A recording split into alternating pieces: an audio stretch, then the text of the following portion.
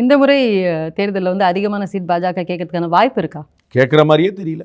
நான் அவங்க வந்து கூட்டணி கட்சிலாம் சேர்ந்து ஒரு 80 சீட்டாக கேட்பாங்கன்னு பார்த்துட்டு இருக்கிறேன். அவங்க வந்து ஏதோ கிடைச்ச வரைக்கும் வாங்கிட்டு போவோம். அண்ணன் எடப்பாடியார் வந்து ஏதாவது கொடுத்தாருன்னா போதுங்கிற இடத்துக்கு போயிட்டாங்கன்னு நினைக்கிறேன். அவங்க வந்து பிஜேபி வந்து ஒரு ஸ்ட்ராங் நெகோசியேஷன் வைக்கிற மாதிரி நான் அறியுங்கானும் குறியுங்கானும் ஒன்றும் எனக்கு தெரியவே இல்லை.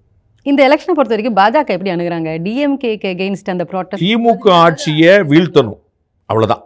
அதுக்கு நம்ம என்னனாலும் பண்ணுவோங்கிற இடத்துல பாஜக வந்துருச்சு. அதிமுகவுக்கு எந்த வருத்தமும் இல்லாமல் நடந்துக்கணும்.